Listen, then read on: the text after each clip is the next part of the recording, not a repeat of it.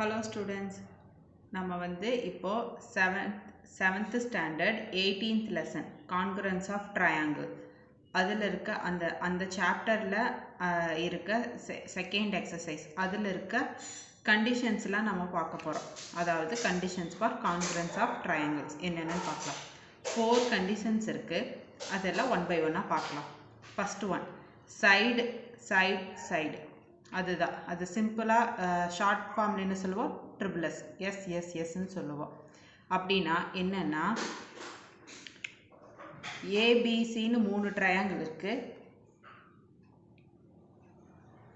EFT AB டிஇஎஃப்னு இன்னொரு triangle இருக்குது. ஓகேவா, 2 ட்ரையாங்கிள் இருக்குது. இதில் இருக்க ஏசியோடவும் ஈக்குவல், ஏசி இப்போது 5 இருக்குன்னா டிஎஃப்பும் 5 தான் இருக்கணும். ஏபி வந்து 6 இருக்குன்னா டிஇயும் 6 தான் இருக்கணும். அதாவது எஃப்இயும் 8 இருக்குன்னா சிபியும் 8 தான் இருக்கணும். அதாவது இதுதான் சைடுங்கிறது. 1 2 3 1 2 3 இந்த 3 சைட்ஸுமே வந்து ஈக்குவலாக தான் இருக்கணும். ஈக்குவலாக இருந்தால் அது வந்து சைடு சைடு சைடு, அது இந்த கண்டிஷனை வந்து சாட்டிஸ்ஃபை பண்ணும். ஓகேவா. Second condition side angle side, SAS அப்படின்னு ஷார்ட் ஃபார்மில் சொல்லுவோம். அது எப்படின்னா ஏபிசின்னு ஒரு ட்ரையாங்கிள் இருக்குது, டிஇஎஃப்னு இன்னொரு ட்ரையாங்கிள் இருக்குது.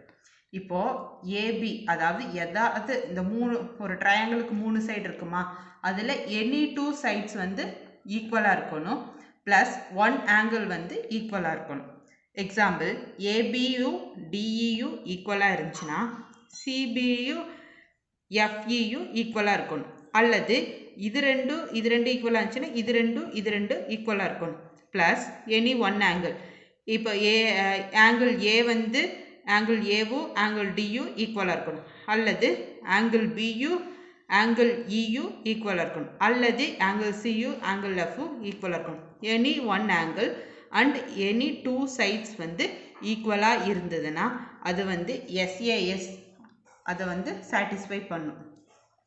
Next third one angle side angle, ASA அப்படிங்கிறது. இதுலேயே நேம்லேயே வந்து நமக்கு ஆன்சர் இருக்குது. இங்கே ஒரு ஆங்கிள் இருக்கா, அப்போ 2 angle, any 2 angles plus any 1 side வந்து ஈக்குவலாக இருக்கணும். அது எப்படி இருக்குன்னு பார்க்கலாம். இப்போ ஏபிசின்னு ஒரு ட்ரையாங்கிள் இருக்குது, டிஇஎஃப்னு ஒரு ட்ரையாங்கிள் இருக்குது. இப்போ ஏவும் டியும் சேம் ஆங்கிளாக இருக்கணும், பியும் இயும் சேம் ஆங்கிளாக இருக்கணும். அதான் அப்புறம் எனி 1 சைடு, ஏசி ஈக்குவலாக இருந்தால் டிஎஃப் ஈக்குவலாக இருக்கணும், இல்லாட்டி ஏபி ஈக்குவலாக இருந்தால் டிஇ ஈக்குவலாக இருக்கணும், அல்லது சிபி ஈக்குவலாக இருந்தால் எஃப்இ ஈக்குவலாக இருக்கணும். Any 1 side and any 2 angles வந்து ஈக்குவலாக இருக்கணும். இப்போ இது ஈக்குவல்னு சொன்னேன். இப்போ இது ரெண்டு ஈக்குவலாக இல்லை, பட் சியு எஃப்உ ஈக்குவலாக இருக்குது, பியு இயு ஈக்குவலாக இருக்குன்னா அது வந்து ஏசிஏஎஸை சாட்டிஸ்ஃபை பண்ணும். ஓகேவா. Next fourth right angle hypotenuse and side, இதை வந்து ஆர்ஹெச்எஸ்னு ஷார்ட் ஃபார்மில் சொல்லுவோம். இது எப்படின்னா இதுதான். இப்போ ஏபிசின்னு ஒரு ட்ரையாங்கிள் இருக்குது, டிஇஎஃப்னு ஒரு ட்ரையாங்கிள் இருக்குது. இதில் பி வந்து 90 டிகிரி, இ வந்து 90 டிகிரின்னு வச்சுக்கலாம். ஓகேவா. இப்போ ரைட் ஆங்கிளா, இது ரைட் சைடு இருக்கிற ஆங்கிள் வந்து இருக்குது. ஹைபாட்டினியஸ்னால் என்னென்னா ஒரு ட்ரையாங்கிளில் வந்து லென்த்தான சைடை தான் வந்து ஹைபாட்னியூஸ்னு சொல்லுவோம்.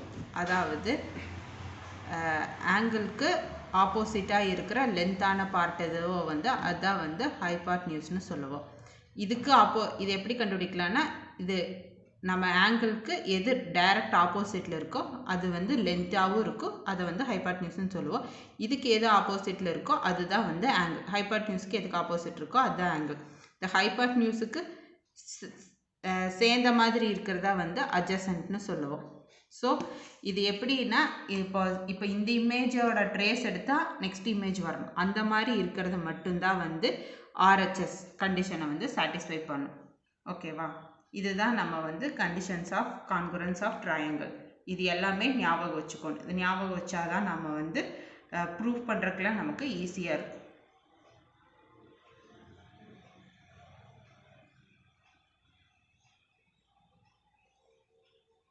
தேங்க்யூ.